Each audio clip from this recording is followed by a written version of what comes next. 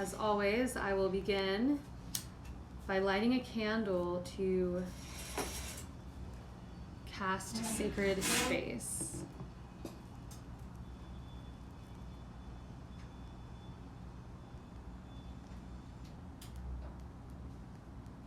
Just burning some cedar here.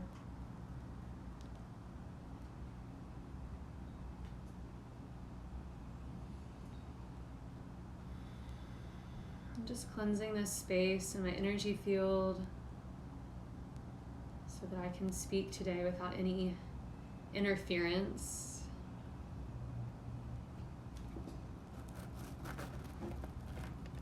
And I'll go ahead and warn you all that my cat is being a little rambunctious today, so I may have to cater to him just a bit while we're here together. So today we're talking about the throat chakra. So for those of you who haven't joined me already, I'm moving through the chakras, and the chakra system is an energy system in our body. We are interacting with it every day. It's like the generator of our body.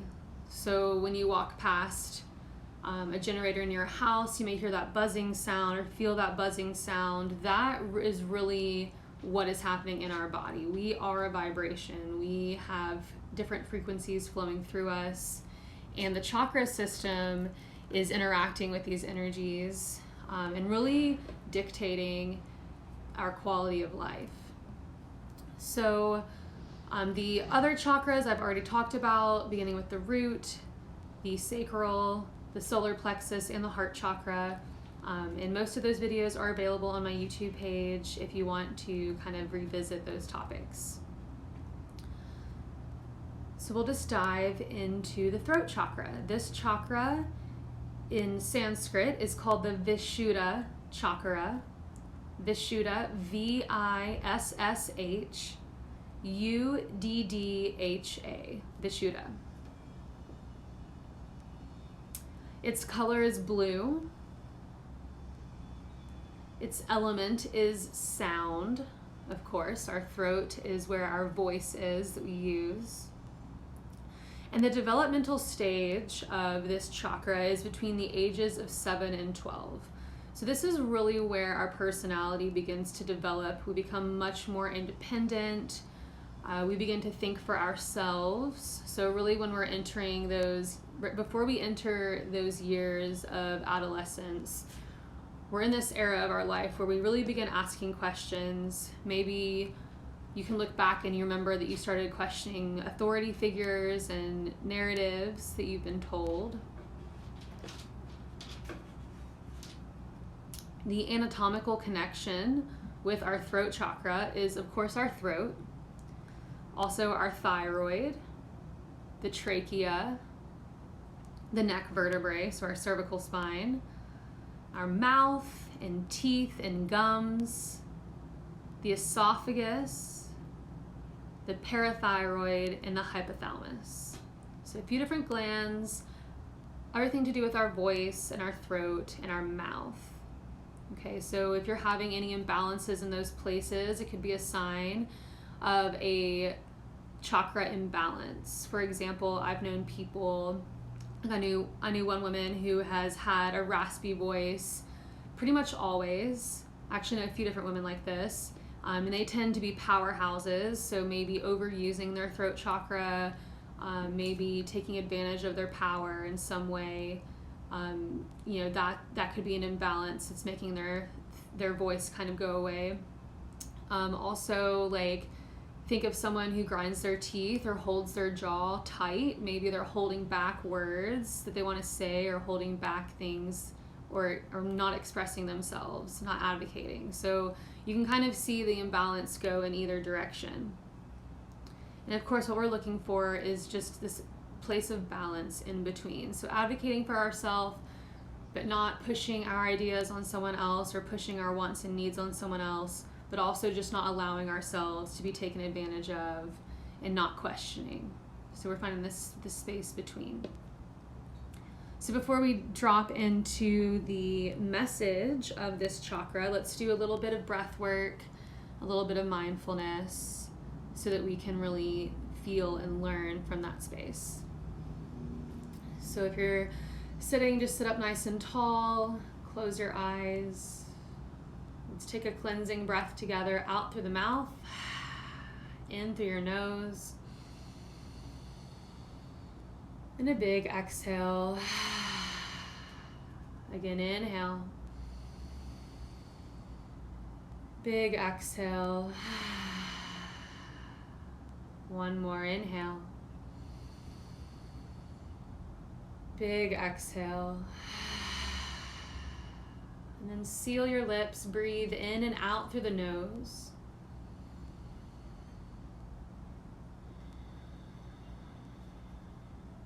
Activate your Ujjayi breath. This soothes the nervous system, clears all the channels of energy through our body and through our chakra system, so that we may think more clearly, we may feel more deeply.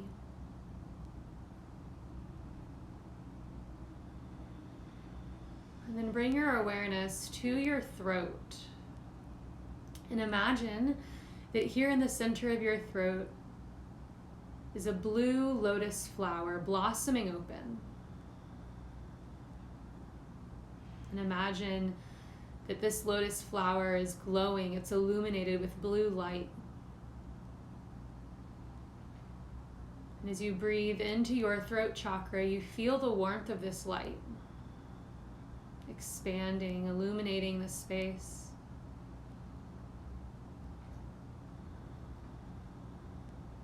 Just feel this light as the throat chakra activates.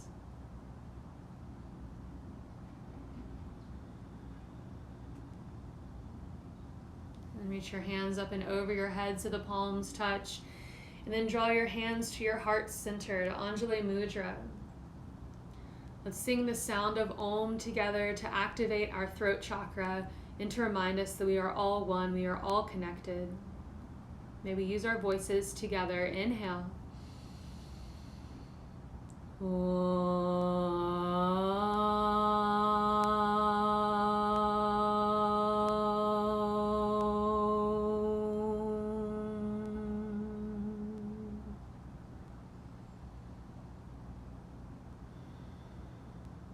Om Hare Om. I trust that everything is exactly as it should be. I trust in the balance of the earth, of the world, of the cosmos. I trust.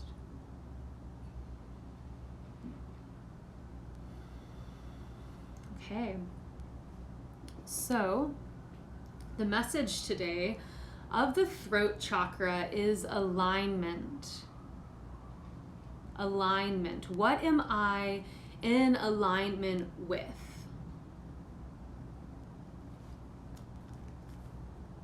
The concept here is that every choice that we make has a biological, environmental, social, personal, and global impact.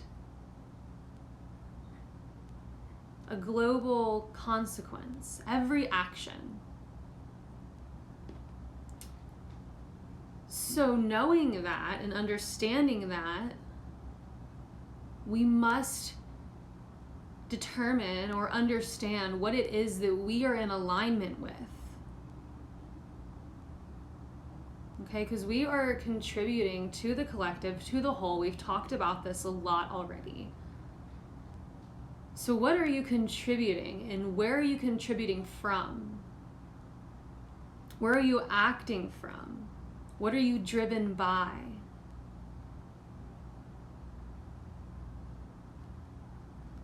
Okay, and we really have to look at our actions and what we're saying, what we're telling other people, what we're sharing with the world. What are we contributing? What global narrative are we contributing to? Are my actions based in fear, or are they from a place of love? Because everything in this world is either fear or love. Every thought, every action we have, it's either coming from one of these places, right? We hear this so much.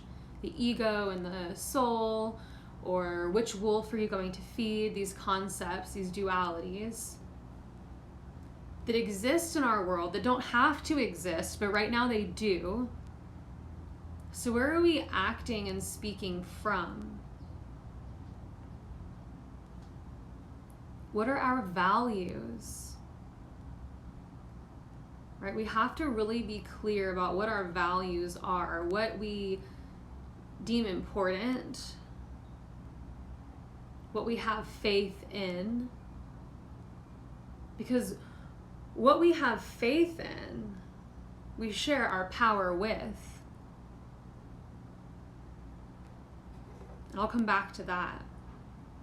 So what are our values? And so we really have to look back, and this is where the root chakra comes in, because until we determine for ourselves and think for ourselves what our values are probably determined by the people who raised us, by the institutions or the systems that we have been a part of unconsciously our entire lives, or maybe just the first half of your life, right? We're born into our family. We probably unconsciously take on their beliefs, or consciously, right? Because when we're children, we want our parents to love us. We want our caretakers to approve of us. So we naturally take on their beliefs and values. Because my mom or dad thinks this is important, I naturally think it's important too. Or maybe, whatever group it is or community identity that you have, you probably align with those values. And I'm not here to say what's right and wrong. I'm here to just remind you to really take a look at these values and question them and make sure that they are really serving you. And even more so that they're serving all of us.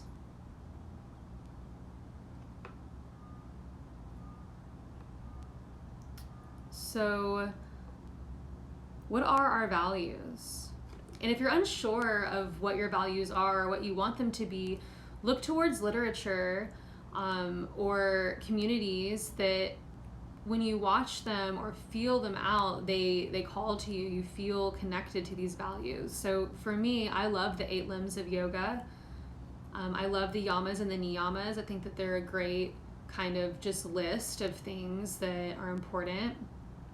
And what I love the most is that the first yama of the yamas and niyamas is ahimsa, nonviolence, or compassion, which is what we talked about yesterday.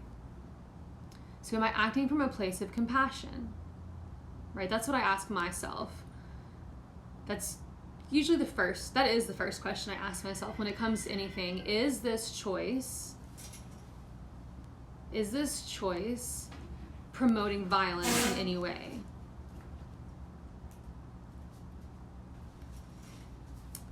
And because my value is that I want to live in a way that is not harming other people or animals or the planet. So what are your values? Where are you acting from?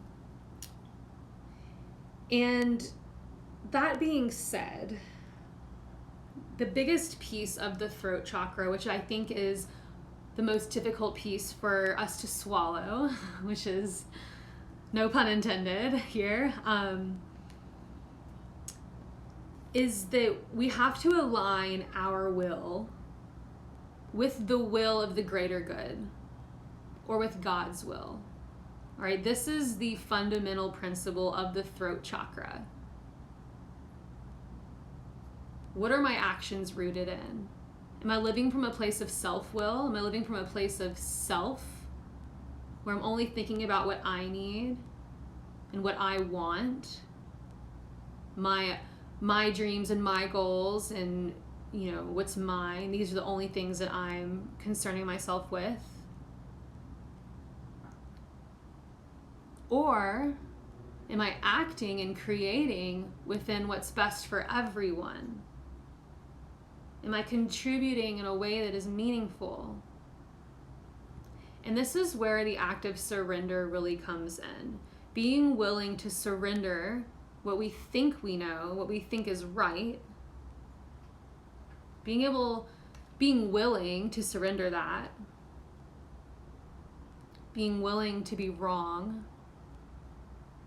And these are tough things. It is not a simple act to admit that we are wrong, to admit that we don't know everything. This is part of the spiritual process. So we've seen this clearly in so many different stories, right? The Alchemist, Harry Potter, Star Trek, Lord of the Rings. There's all of these narratives that really show this story. It's called the hero's story. It's also in the major arcana of the tarot deck. So in a nutshell, the story here is one is born in true understanding of their divinity, right? When we are born, we are God, we are pure. And through our lives, we experience suffering, which then makes us question this divinity, which makes us question God, right? Or grow angry toward God, or reject the concept of our own divinity, which can lead us down many different paths. Then the hero's journey is when we choose, or maybe we didn't choose, maybe something in our life happens that makes us reevaluate and question and start on this path of seeking, right? And we go through these different layers. Usually we have a spiritual guide that helps us. So think of like Dumbledore and Harry Potter. And we go through these different trials and tribulations. And really, and what we learn in The Alchemist is that in the end, we realized that everything we needed was already within us. Everything we needed was of love. And so there's like this big full circle. So the idea of the throat chakra is that it's the journey of moving away from our divinity and then remembering it, of forgetting God and then remembering God, of bringing ourselves back into this deepest space within and remembering that. So that is our purpose here, right? Is to remember our own divinity, just like the story of Hanuman, Venus, in the Bhagavad Gita. Let me check on my cat real quick. Come here, baby. Come on. Oh, wow. Come here. Come here. You want to sit with me? Okay. So, in the Bhagavad Gita, or in Hindu philosophy, we have Hanuman, who is born a god, and throughout his life, the point of his life, his journey, is that he continuously forgets that he is of divinity. And then there's this epic story, long story short, where Hanuman is at the edge of a river and he needs to get to the other side because he's saving Sita. He's in the middle of a love story. He's out to save his queen and he doesn't know how to get across the river. And so he leans down on his knee and prays and asks for help and guidance. And in that moment, he is given clarity and remembers that he is divine. And so what does he do? He leaps and jumps across this great river, this huge river, the Ganges.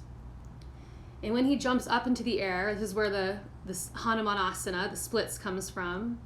He leaps across the air and this energy just whoosh gets sent out in every direction across the earth. And everyone feels that divine inspiration because Hanuman remembered his own divinity. So this is a perfect example. And then of course he saves the queen and brings her back to Ram, and they are the ultimate love story, which is just so beautiful. But so this is a reminder that when we're on our own path, when we're seeking our own divinity, that energy is also going into the collective. We inspire others with our desire to seek and know. We are contributing to the energetic collective when we're on this path. We're encouraging others to go with us, whether or not we're actually telling them and talking to them about it. It's being felt. Another example I want to share, just full of metaphors today, but storytelling is a huge part of the throat chakra, right? We need these stories, we need this space to talk about these things, to really understand them. But there was a study, it's called the 100 Monkeys study, where these anthropologists, or I guess not anthropologists, but anthropologists, they were studying these animals, and all of these monkeys had these habits, right, that they shared. And one day, one monkey decides to take his sweet potato, they eat these sweet potatoes, and bring it out into the water and rinse it off with salt water and then eat his sweet potato. And it was kind of this just bizarre, unexplainable behavior that kind of came out of nowhere. But what happened is the other monkeys saw him rinsing off his sweet potato first, and they started joining him. And so then you had all these monkeys in the water, rinsing off their sweet potatoes and chomping on them together and having a good time. But the phenomena is that these other monkeys from other areas that didn't have contact with these sweet potato monkeys, right? So monkeys on the other side of the mountain start rinsing their sweet potatoes off with salt water. And then we have all these different groups of monkeys, of 100 monkeys, that are all rinsing off their sweet potatoes and eating them. And they didn't even, there was no, monkey announcement of, this is what we're doing now, guys. It started to create a phenomenon. This is the power of maybe the laws of attraction or manifestation that I'm sure you're familiar with. Right? So if you're sitting at home and you're like, I want to change the world and I don't know what to do, well, sit in that. Meditate with that. Manifest that, because that has power too. Just sitting in intention and intentionally sending that out into the collective, you are contributing, you are influencing. Right? So there's that. So aligning our will with God's will, aligning our will with what's best for the greater good. This is the throat chakra. Living in alignment. And there's a big responsibility that comes with that when we step onto the spiritual path and we finally have this realization that we are divine, that we are of God. There's responsibility that comes with that, because we understand then that we are of service to this. We must help others. We must share this message. We must bring others onto the path so that we can all remember our own divinity.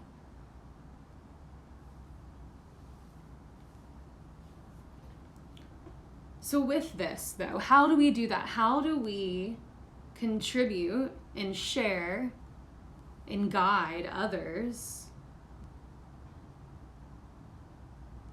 that's from a space of God's will and not self-will, right? Because that gets tricky. We have our own agendas. That's the human experience, is our ego. It's what pulls us away from our divinity. This is kind of what we're going through in our lives, this tug of war. Which wolf will I feed, so to say? So this is where surrender and trust really comes in. And remember here too that there is no wrong choice. There are only choices and consequences. So whatever choice of action you're taking or choose to take, just trust that. And you will be guided along that path of action. So for me right now, here I am in a city where I don't really know a lot of people. I'm living in Seattle. I feel called to be here, which I'm so grateful that I am, because in this physical space, I'm contributing to the collective consciousness of my community, where I believe Seattle right now, more than ever, needs that space held due to mass manipulation and the crisis that has been declared, right? So here I am.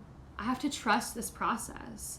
And the actions that I've chosen to take are to be here with you all on Instagram, to host these online classes.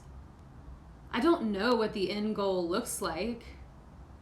I'm just trusting that no matter how small my audience might be or how far away my audience may be, I'm trusting that this is where I'm supposed to be right now, and just kind of going with that. So once we just start to really just trust and surrender to this path and just trust that our decisions are in alignment, then we can kind of really look into that. Okay, so these are the questions I really want you to consider when you're sharing your messages on social media, with your friends and family, whoever it is that you're speaking to and sharing with. First of all, what global narrative are you contributing to? Are you encouraging others into a place of ascension, of a better world, of more spiritual sovereignty, more freedom? Is that what you're supporting? Or are you supporting a fear narrative? Right? Are we supporting fear narratives? And then whatever narrative we're choosing, are we forcing that narrative upon others? Is there consent, right? We talked about consent in the core chakra, their spiritual sovereignty.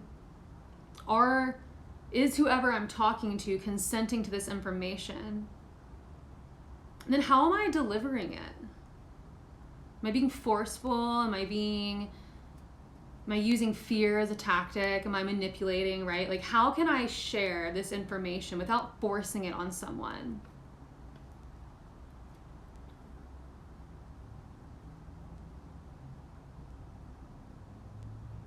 Right? Because if we start to force our ideas and what we think is right on other people, then we're no better than these systems of violence. We are literally participating in that system.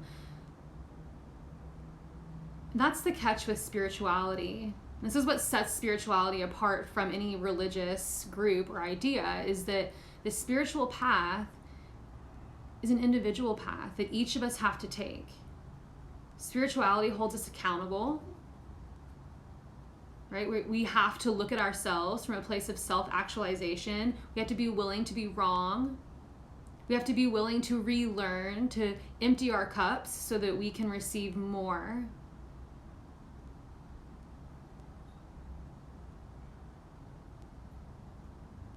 We have to hold ourselves accountable. So for me, this has really looked like, how do I share the pieces of the truth that I hold or I've discovered as truth, right? My own interpretation of the truth. How do I share that with other people who may not, who probably don't, who definitely don't have the same information as I do? How do I share these truths without scaring other people, without forcing my ideas on them? How can I create a supportive narrative? I'll be right back. Hold on. Yes. Told you all my cat is being a wild one today. Come on, buddy. Come here.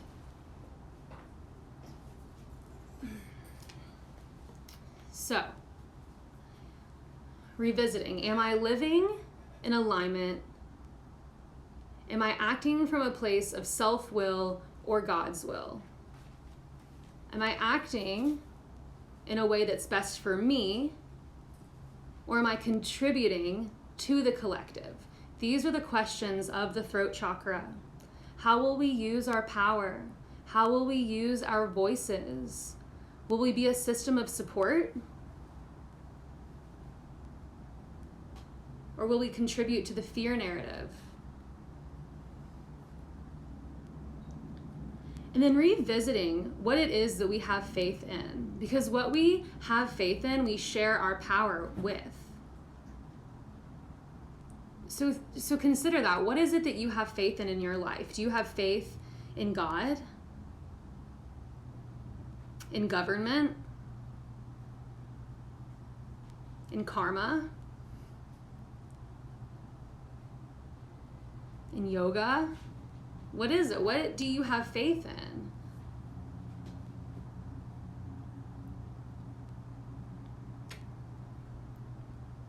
And if you're still considering this, right, really trying to figure out what it is you do have faith in, just start anywhere. Start anywhere. Pick something that interests you in the world of spirituality. Get a book, start reading, right? Get on the internet or YouTube and start looking for people who are talking about things that connect with you. And of course, I'm always here. I love sharing my resources. So if you would like any recommendations, I would love to share those with you. And when you do this, when you start to release control over your life, when you start to kind of hand over your purpose to God's will, when we live from this place of willingness and openness, we begin to experience synchronicities. Undeniable synchronicities. And from this place where we begin to move into a place of trust, like, okay, I trust this. I see these synchronicities. I see this golden thread. I see the connection. I understand that I'm a part of it, and I'm here and I'm ready to contribute. I'm ready to be a part of.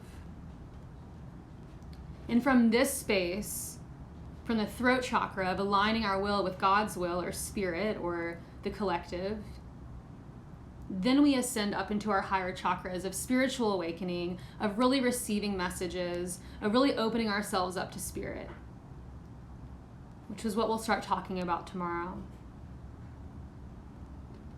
Okay, so when you leave here today, I just really would love for you all to meditate on your global impact and what actions you're taking and how they're affecting others. Which global narrative are you contributing to, and how are you sharing this message? How are you sharing this message with others? Is it palatable, or are you forcing? And this is a practice, a daily practice. And be gentle with yourselves. And I'm here for you, friends. Thank you for joining me today. It is always an honor to share sacred space with you. Tomorrow, I will be talking about the third eye, the Ajna chakra, our window, very important window of seeing and understanding. So join me tomorrow and we'll talk about the messages of perception. Namaste, friends.